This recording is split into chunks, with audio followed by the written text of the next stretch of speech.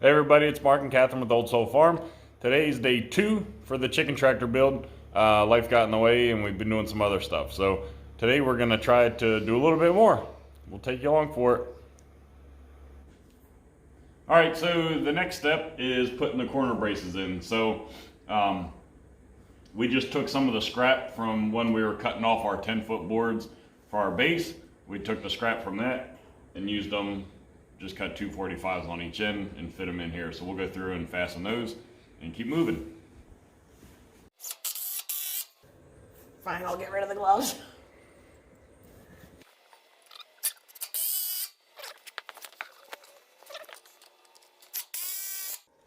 Perfect. Okay, so we put the corner brackets on and now we're prepping the 1" by 2" welded wire. We got a 100-foot roll because honestly the original plan is to make 2 chicken tractors. Not sure if we're actually going to need them or not, but we live on a farm, so we have plenty of uses for the 1" by 2" welded wire. So we are now going to cut off probably about 400 inches just to, that'll be enough to go around the perimeter of the chicken tractor, but then we're going to cut it in by sides and you'll see us go through the attachment and all that kind of stuff. But that's the plan right now. We're just going to unroll it and cut off about 400 inches. All right, so the way we're doing this is I'm holding this stationary while Catherine walks around. We don't have enough room in the shop to lay it out right now to cut it. So I'm just holding this stationary. She's going to pay it out and go the whole way around. We'll cut it, and then we'll cut it to fit each section.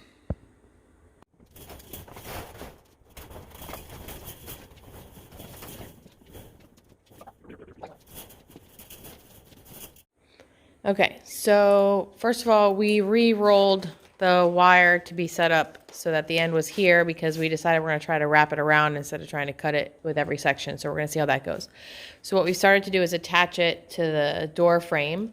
We are using 1/8 by 1" washers and then the 1 5/8" screws, exterior screws. So we put them a little closer together up top. We have one kind of down here towards the middle, and then Mark is going to put 2 more down here, one down there towards, to just kind of fix that gap a little bit, and then one will be on the base.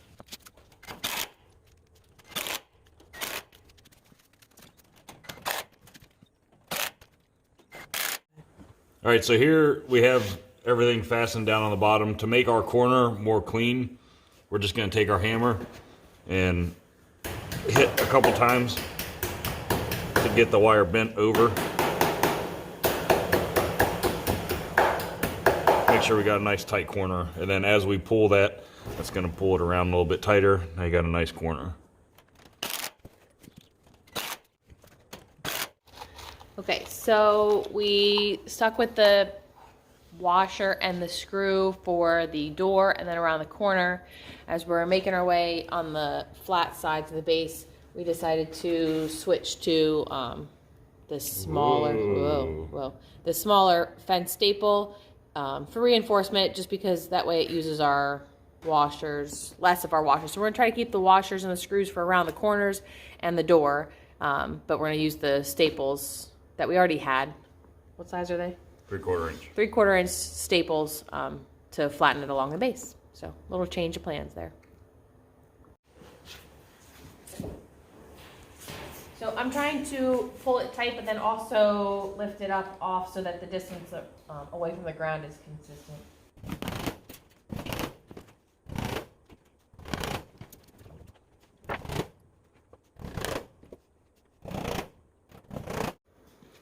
All right, as we make our way around the base, I just wanted to draw attention to the crossbar that we put at the rear of the tractor.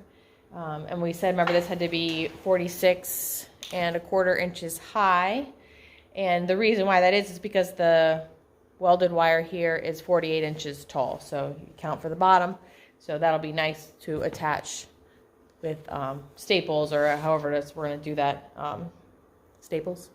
Yeah, with the fencing staples here. But 48 inch high, 1x2 welded wire, 14 gauge. And that's why the crossbar was 46¼ inches off the ground. All right, So Catherine and I have taken the fencing the whole way around. We brought it back to the door frame here. We cut it off flush with where our hinges are. So if we ever need to replace the door or anything, it won't be that hard to get them out. We're gonna go through and use our screws with our washers again to fasten this side. And then we'll probably just go through and put a couple more staples in different places to make it a little more secure. And after that, we'll go through and we'll start cutting the wire and wrapping it around the cattle panel, and then we'll attach it to the cattle panel with hog rings. So that'll be what we do next. Okay, math problem for the day. We had 30 washers. We have 4 corners and 2 sides of a door. The first side of the door that we did had 7 washers. How many, or how should we split up the washers appropriately around the chicken tractor so we use all 30 washers evenly? Answer to the washer question. If there's 7 on the one side of the door, we're going to put 7 on the other side of the door. So that's 14 washers that are taken up with the door. So then we're going to have 4 corners, so technically it's 4x plus 14 equals 30. Subtract 14 from both sides, you get 16. Divide by 4, it's 4. So 4 washers on each corner, and then 7 on each side of the door gives us a total of 30 washers. That's your math lesson for the day. Thanks, algebra. Okay, so we're starting to cut our side panels. So you can see here, we cut this kind of at an angle down to right here. That's still attached. And the reason I wanted to try to leave that attached is this whole piece is one solid piece the whole way around. So at each corner from here down, that's going to be pretty solid. So I had my trusty sidekick get inside and put a board there. We bent that corner a little bit just to keep it more intact. And that's so if an animal does come over here, instead of being able to peel 2 pieces of metal welded wire apart, this is still solid down here. We've already bent this over, and now we're just going to take hog rings and attach these up here as we go. That way this front piece is good and solid, and then this will get laid down over like this, and we'll trim this down through here, and then we'll attach that to the cattle panel with hog rings as well. All right, so we fastened this side with the hog rings as best we can for right now, and we've started pushing this piece of welded wire against the cattle panel. So then when you do that, you see how this line follows perfectly up that cattle panel line. So we're trimming off this excess right here, and then we're just gonna fold that around, attach that with cattle panels, and keep moving down the line. Okay, so what I have here is a hog ring plier and, if I can reach it, a hog ring. And what Daddy and I have been doing are putting the hog rings all down there. I still have one to do right there, and then one to do right there. So that is what I am doing right now. Just to show you how to put them on, hook them like this, squeeze. If I can even get it, squeeze as hard as you can. Yep, that one did not work very well. Okay, Penny helped me get this one on. She's right there. That silly doggy. But I finally got it. And when I got it, I was glad because it did not work very well that first time. So, that's good. So while I was out, Leonard was putting some hog rings on. And now you can see he's just going through and snipping off the extra.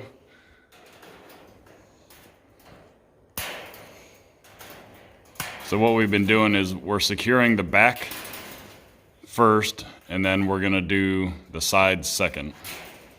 So we're gonna do the front and back first, I guess. So this is just squaring off these side pieces, so when we go to attach it, it's nice and solid.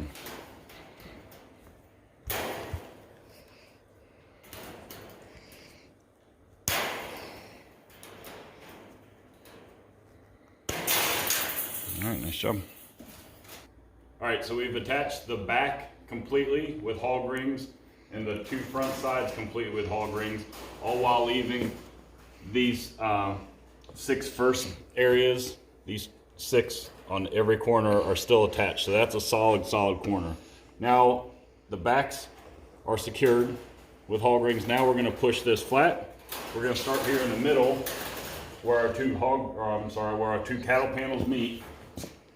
And that's where we're going to attach first. So we're going to attach that with hog rings, and then we're going to work our way out. That way it takes all that extra slack out. And then when we get out to the corners, we're going to wrap it around, hog ring it, and then this side will be done. We'll go to the other side and do the same thing.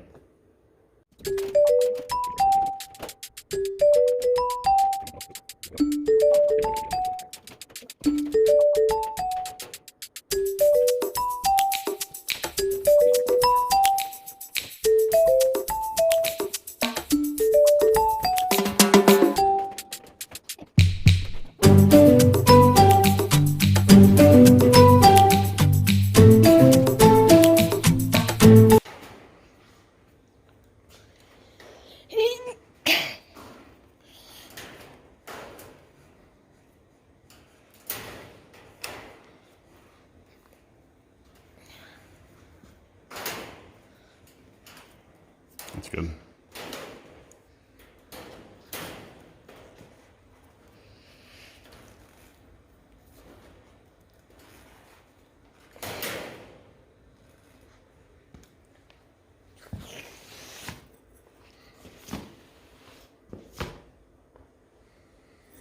So here's the side we've already fastened down the whole way. And this is the side Leonard's working on over here. And you see Leonard pull the fencing out a little bit so you can see it. See how that's still further down. See, we're trying to get all that play out. So push it in. Once he secures it, it's gonna be nice and flush like that. So when you look down the side, it'll be nice and secure, so then we can put our tarp over it.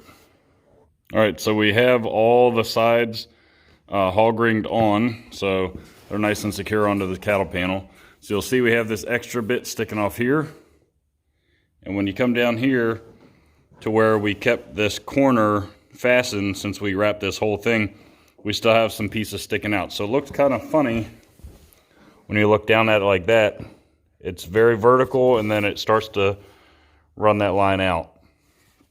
And when you look at it like this, it's sticking out a decent amount too. So what we're gonna do is hit this side with a hammer to bring it back in flush. And then in doing that, then we're gonna wrap this around and then continue to wrap that around. And that'll make it one nice smooth line the whole way up that our tarp will be able to ride on. And we'll have to use some pliers and things to get that going. But I'll show you how I'm gonna do that. Go.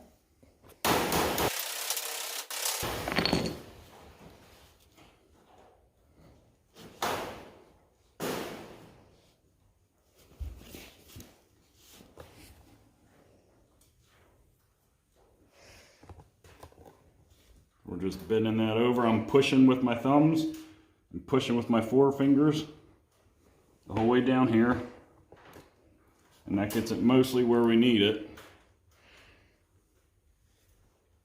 And then we'll take the hammer and go along this. And all that's doing is just making that crease a little bit nicer. When we get down here, I'll take my lineman pliers and squeeze that.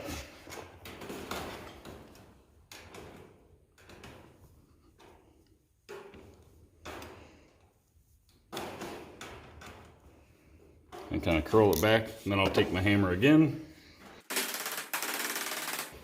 And now that corner where a lot of times animals will try to get in is super secure because it's solid metal right here, and then we have double metal from this back piece coming around this side, and then from our side piece folding around there. And we have our cattle panel in there. So something that's gonna try to get in there is gonna have to try really hard, because what we're gonna do now is take our hog rings and just run a couple up this side from the side piece, and attach it to that back piece, so nothing should be able to get in there. We're going to cover up this back area with welded wire in the front 2 areas by the door. To do that, we have some 2x4 welded wire that we're going to use. You can use the 1x2 that we use down here. It's much more stout, it's much heavier as far as welded wire is concerned, but we're just choosing to go 1x2 up here. It'll help ventilation a little bit more, and we had it. So if you want to buy a huge roll of that and use it, you're more than welcome to, but we have 1x2. Okay, so we're starting to put the top half of the welded wire to officially cover all the front and the back. Again, we were using that 2x4 welded wire, and so we were actually able to just use, since our thing of it was so tall, we were able to just use the bottom half for the back end, and we're using the top half. And so Mark is going through and trimming that piece on the right hand side of the door, and then we'll wrap it around, and then we'll do the same thing with the left hand side of the door. Just to show a little bit of the wrapping from what we did on the back end. Just some fine needle nose plier work there, just trying to make sure that the ends are on the inside so that it doesn't mess with the tarp.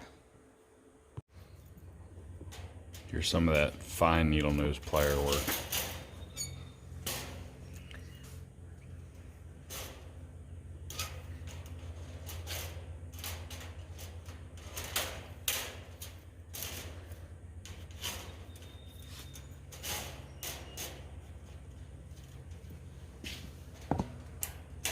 The concentration.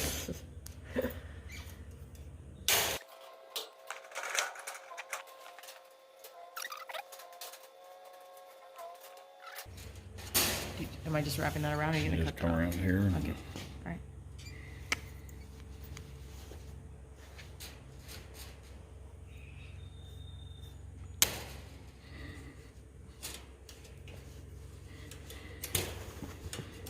Getting that part on video?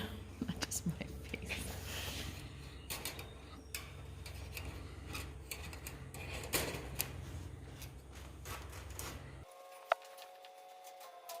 We went through and we put on the additional welded wire, and now we're ready for the tarp. So we use a 12x16 tarp. That'll cover the whole top and a portion of the back. And then we'll just have to run some rope through the back to tighten it up, kind of like a chuck wagon. So we'll go ahead and get that put on.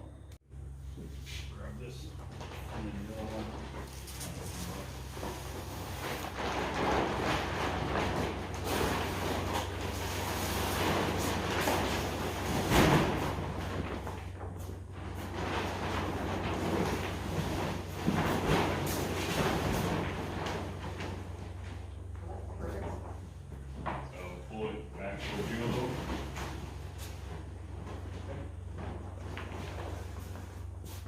We'll have to string the rope up between there.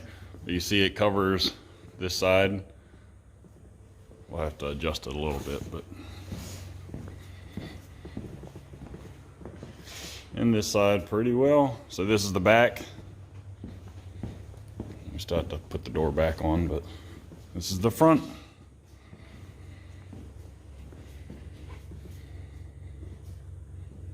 Should be pretty rainproof.